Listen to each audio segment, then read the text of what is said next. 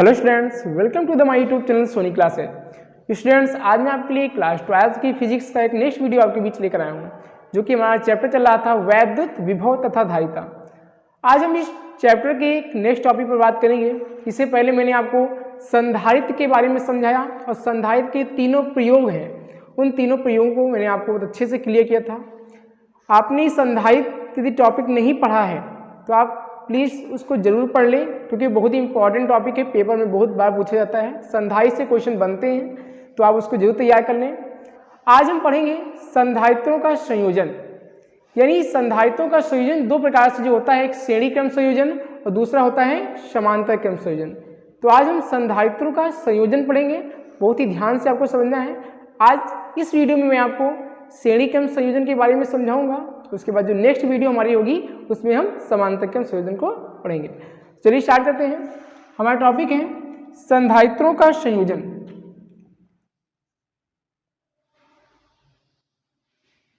संधारित्रों का संयोजन।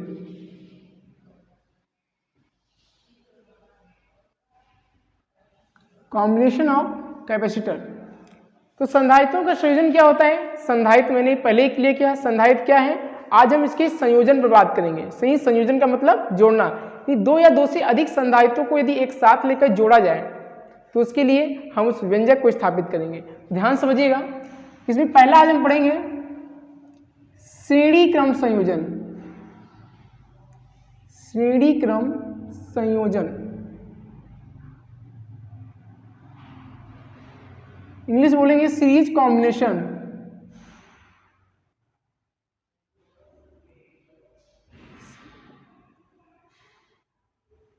Series combination. तो श्रेणी क्रम संयोजन क्या होता है? यहां पे मैं आपको एक फिगर बना रहा हूं, फिगर को ध्यान समझिएगा। यहां पे मैं कम से कम 3 संधारित्र आपको लेकर समझाऊंगा। आप चाहें तो 4 भी ले सकते हैं, उसमें कोई दिक्कत नहीं है। इस प्रकार से मैंने 3 संधारित्र दे रखे हैं। और यहाँ सबसे इम्पॉर्टेंट बात यह है कि ये दोनों जो प्लेटें होंगी वो समांतर होंगी। मतलब एक प्लेट को आप बड़ा और दूसरे को आप छोटा नहीं कर सकते। यदि एक को आपने बड़ा कर दिया, दूसरे को छोटा कर दिया, तो वो बैटरी बन जाएगा, तो गलत हो जाएगा, ध्यान रखना है। इसलिए मेरा आपसे सजेशन है कि यहाँ पर आप दोनों लाइनों को एकदम समांतर रखेंगे और दोनों बराबर होनी चाहिए, ठीक है ना। अब यहाँ पर हम क्या करेंगे, एक वायर के माध्यम से इन तीनों को हम क्या करेंगे, जोड़ देंगे। इस प्रकार से मैंने इनको क्या किया है, जोड़ दिया है। अब यहाँ पर क्या करेंगे, इनको हम क्या देंगे, एक आवेश देंगे। इस वायर को हम क्या देंगे, आवेश देंगे। और ये जो अंतिम का है उसको हम क्या करेंगे, पृथ्वी से लाकर जोड़ देंगे। क्योंकि पृथ्वी का विभव कितना होता है, 0 होता है, ये मैंने आपको बताया है। अब यहाँ पे क्या करेंगे, यहाँ पे हम प्लस क्यू आवेश देंगे। एक सबसे इंपॉर्टेंट बात जो आपको यहाँ ध्यान रखनी है कि हम इसको ऐसे नहीं पहचान पाएंगे कि ये श्रेणी क्रम संयोजन है। श्रेणी क्रम संयोजन में एक विशेष बात ये होती है कि इसका जो आवेश होता है वो नियत होता है। यानी श्रेणी क्रम संयोजन में आवेश क्या होता है, नियत होता है।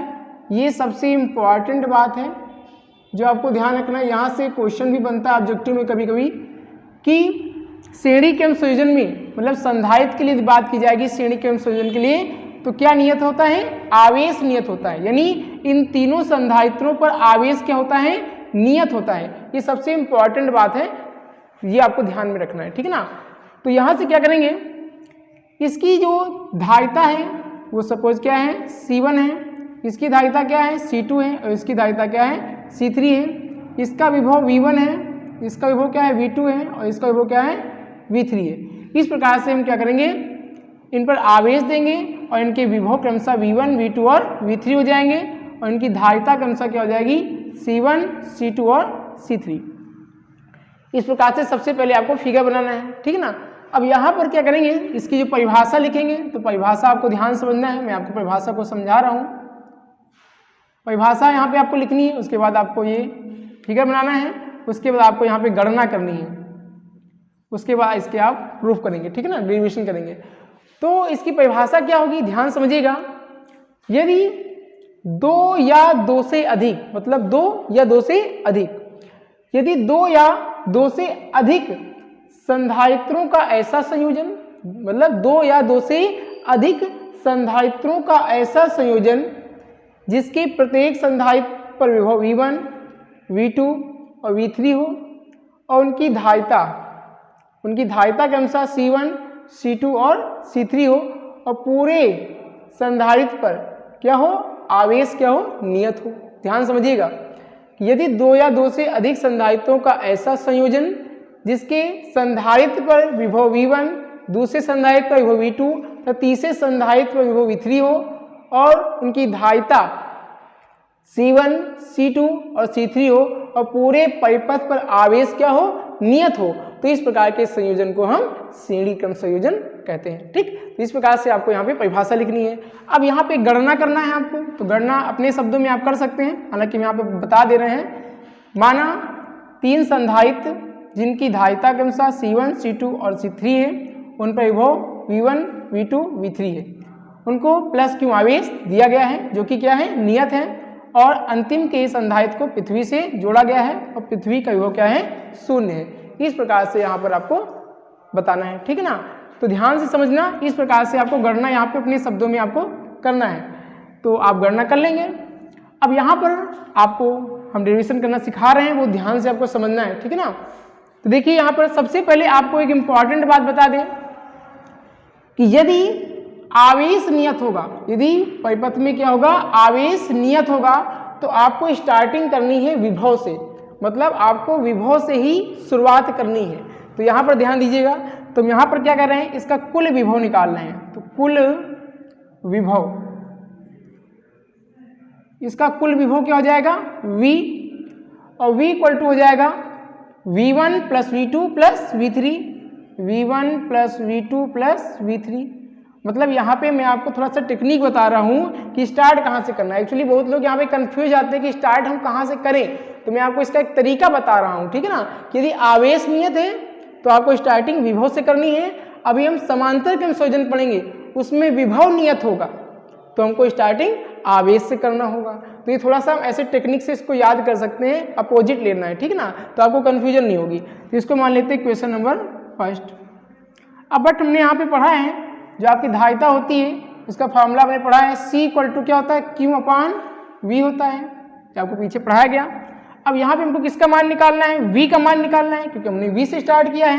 तो यहाँ इसको पक्षांतर कर लें, दैट इम्प्लाई V को इधर भेज दें, C को इधर भेज दें, तो हो जाएगा Q अपान C, ये हमारा हो जाएगा। यानी पहले का विभव निकल के विभव का मान निकालें तो Q अपान C आ गया। इसी प्रकार V1, V2, V3 का निकालें तो इसी प्रकार हम आगे निकालें तो V1 का कितना हो जाएगा, Q अपान C1 हो जाएगा। और यहाँ पे Q1 मत कर देना क्योंकि आवेश नियत है, आवेश आपका सभी में क्या है, सभी संधारित्र पर आवेश समान रूप से बह रहा है, तो यहाँ पर आपको Q1 नहीं करना है क्योंकि आवेश नियत है। इसी प्रकार से V2 निकालेंगे तो हो जाएगा Q अपान C2 हो जाएगा, Q अपान C2 हो जाएगा, और V3 निकालें तो हो जाएगा Q अपान C3 हो जाएगा। इस प्रकार से हम क्या करेंगे, V1, V2, V3 को निकालेंगे। अब इन सभी के मान को उठाकर कहाँ, समीकरण नंबर 1 में रख देंगे। तो ध्यान देना, लिखेंगे V1, V2 व V3 के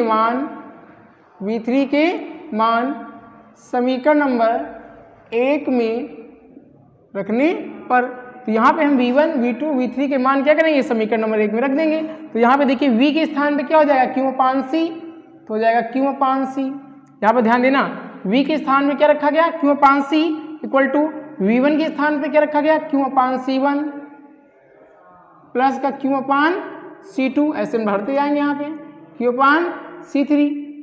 अब यहाँ से हम क्या करें, Q को कॉमन ले लें। ध्यान देना, Q अपान C है, यहाँ से Q क्या है, कॉमन है, तो Q को कॉमन ले लें तो ऊपर बचेगा 1 upon C1 plus 1 upon C2 plus 1 upon C3। इस प्रकार से निकल आएगा। अब Q से Q क्या होगा, कैंसिल आउट हो जाएगा, तो बचेगा 1 upon C equal to 1 upon C1 plus 1 upon C2 plus 1 upon C3। इस प्रकार से क्या होगा, ये व्यंजक स्थापित हो जाएगा। तो बहुत ही आसान है, कोई कठिन नहीं है, बस इसको आपको ध्यान से समझना है। सबसे इंपॉर्टेंट बात यहाँ पर ये होगी कि इसमें नियत क्या होता है। एक्चुअली बहुत से स्टूडेंट यहाँ पर थोड़ा कंफ्यूज हो जाते हैं। तो यहाँ पर अगर आप कंफ्यूज हो गए तो आपका डिविजन समझ लीजिए गलत हो गया। तो सबसे पहले यहाँ पे आपको ध्यान देना है कि श्रेणी क्रम संयोजन में आवेश क्या होता है, नियत होता है। जब आवेश नियत होगा तो उसकी स्टार्टिंग कहाँ से करनी है, विभव से करनी है। मतलब आवेश नियत तो स्टार्टिंग विभव से, अभी विभव नियत होगा समांतर क्रम में, विभव नियत होगा तो स्टार्टिंग आवेश से करेंगे। ठीक, इतना आपको ध्यान रखना है। बाकी आपको ये सबसे इंपॉर्टेंट बात दूसरी ये है कि आप छोटा बड़ा मत कर देना, लाइनें आपस में बराबर होनी चाहिए, ये सभी बराबर हूँ। अगर छोटा बड़ा कर दिए तो बैटरी बन जाएगा तो फिर गलत हो जाएगा आपका। ठीक है, तो यहाँ पर आपको ये चीज़ ध्यान रखनी है। बाकी आप इसको तैयार कीजिए, जो परिभाषा मैंने आपको बताई है परिभाषा आप यहाँ लिखेंगे।